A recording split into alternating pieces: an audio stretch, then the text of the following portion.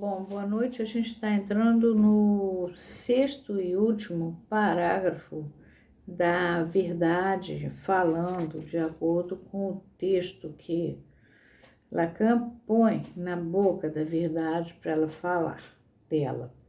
Em A Coisa Freudiana fala de si mesma, já corrigi um pouco isso, mostrando que ela fala desde si mesma.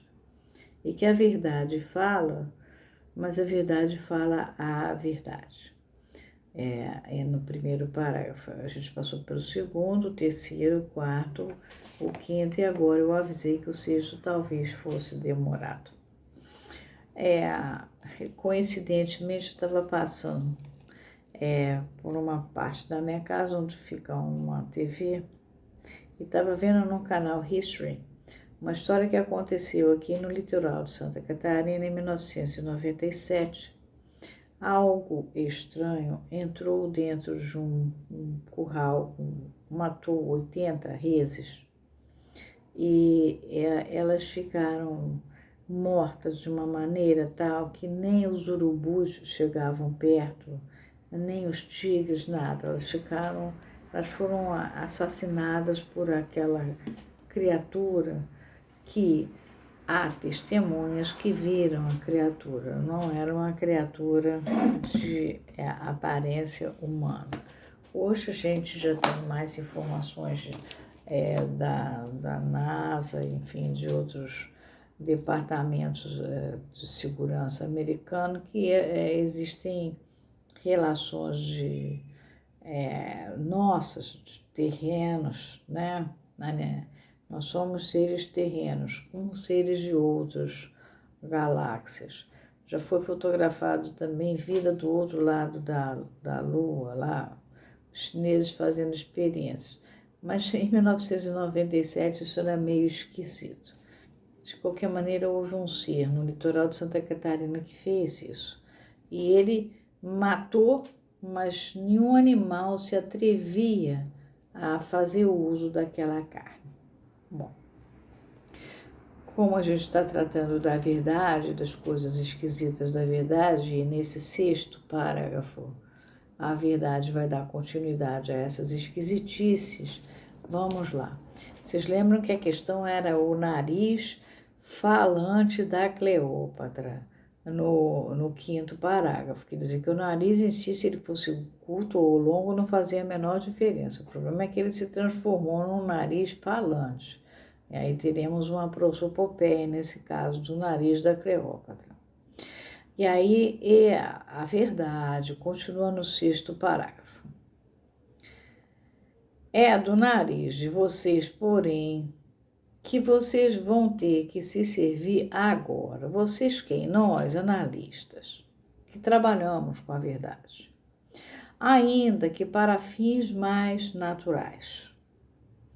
Que um faro mais certeiro, que todas as categorias de vocês guie vocês pelo trajeto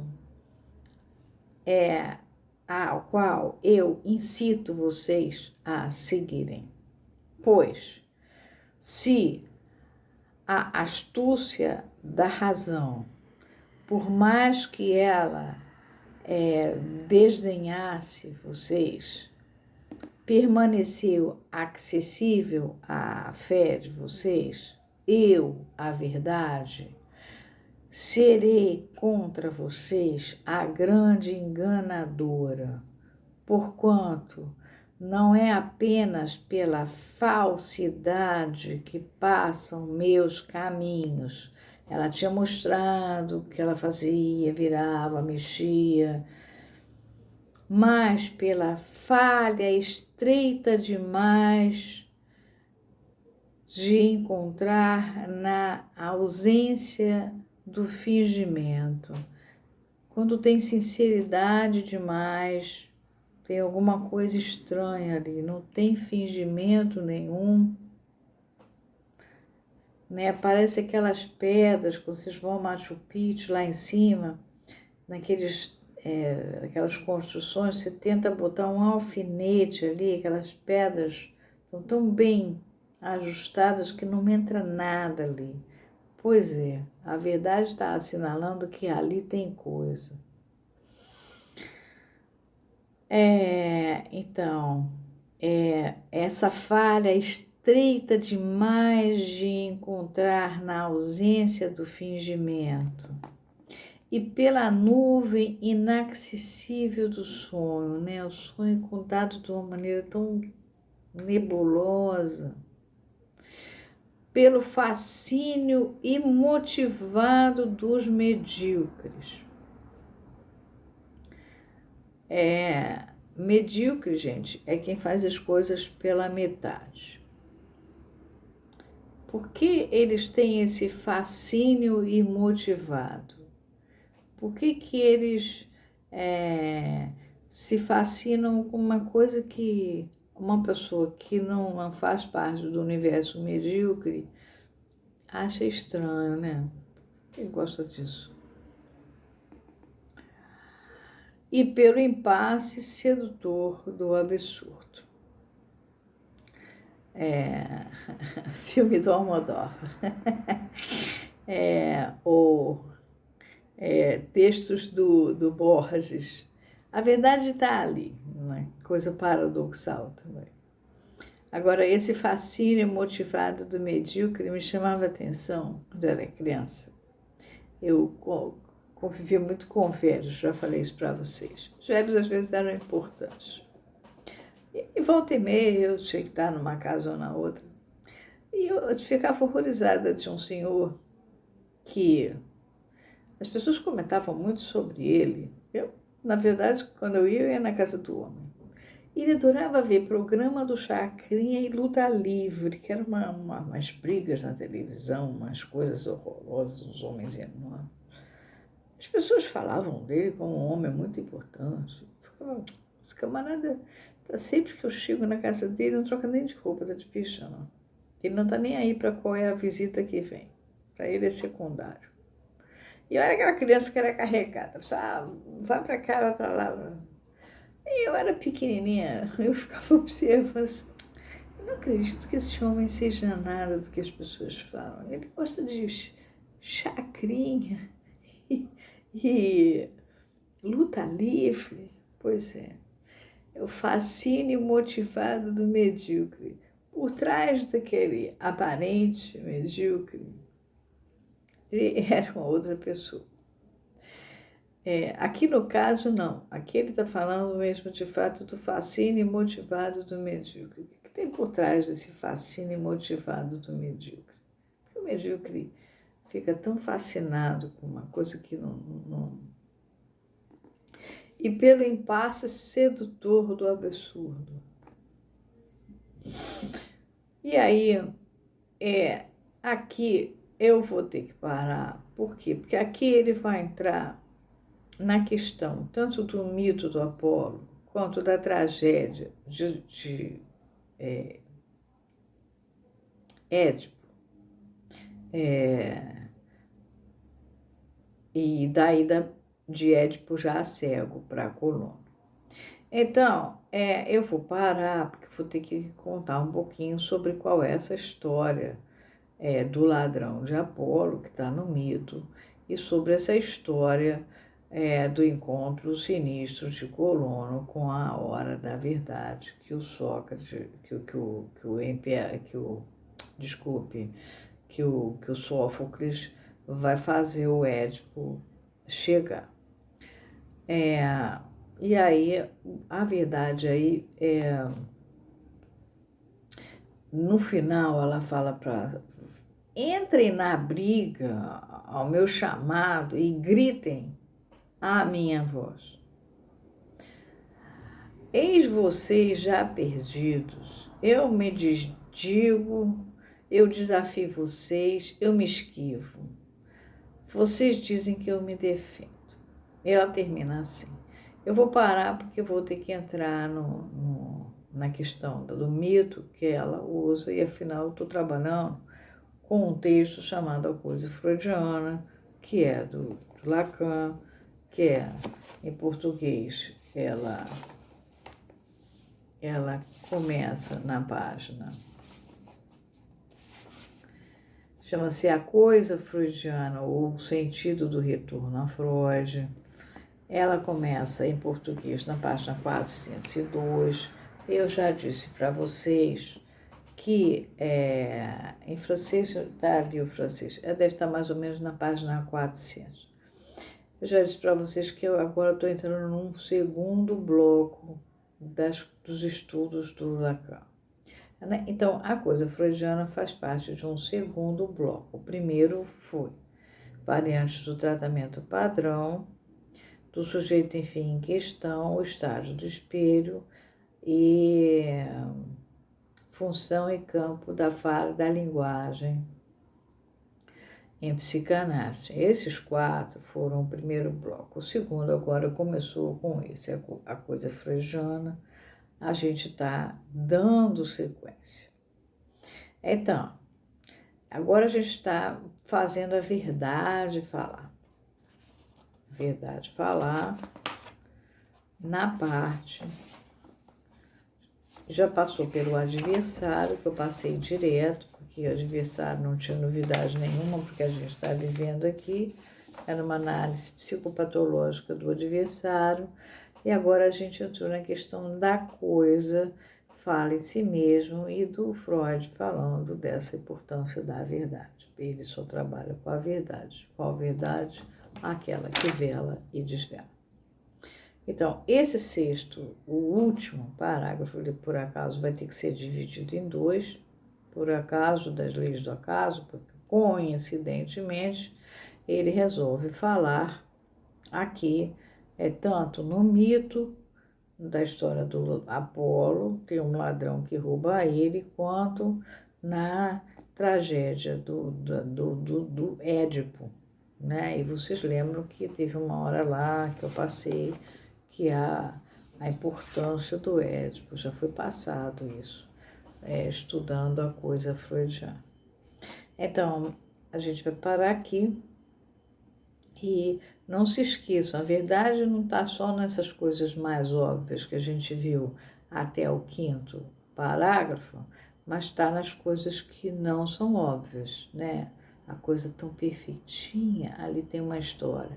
A nebulosidade do sonho tem uma história.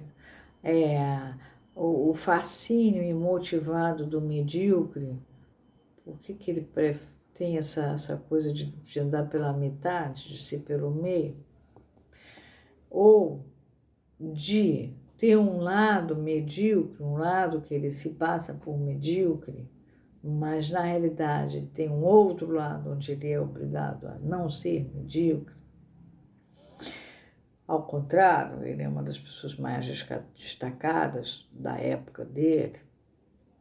E pelo impasse sedutor do absurdo. A gente tem vários impasses sedutores do absurdo. Um deles, que eu vejo muito acontecer, que é uma coisa que sempre me chama a atenção, é a questão racial.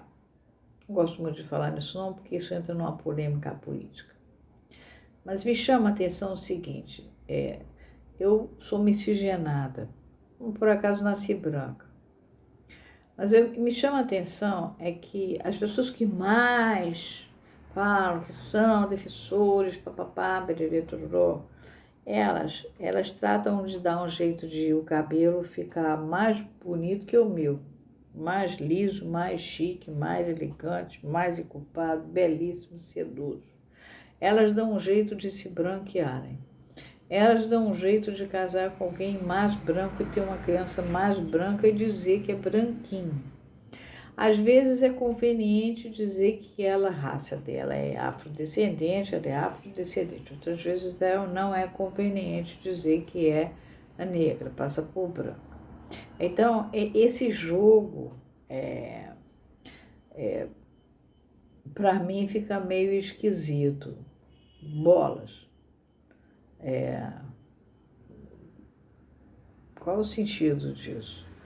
Né? Eu conheci um pesquisador negro que dizia: nós, os negros, estamos acabando com a nossa raça negra. Nós estamos acabando com ela. E realmente, né, os negros estão cada vez mais trocando de através não do genonótipo, mas do fenótipo, trocando de raça. Né? Eu vou usar os atributos brancos, mas digo eu que estou lutando pelos negros. Mas então, eu não consigo entender muito bem isso. Mas são certos absurdos que fazem parte do... tem um impasse sedutor do absurdo aí que a gente tem que prestar atenção. Por que eu falei disso? Porque na clínica isso aparece. Assim, ela é branquinha. Mas ó, ela é mais branquinha que você. Como eu não tenho muita distinção de classe, raça, credo e tal, a minha clínica é muito miscigenada. E eu percebo isso, acho estranho. Porque essa insistência do...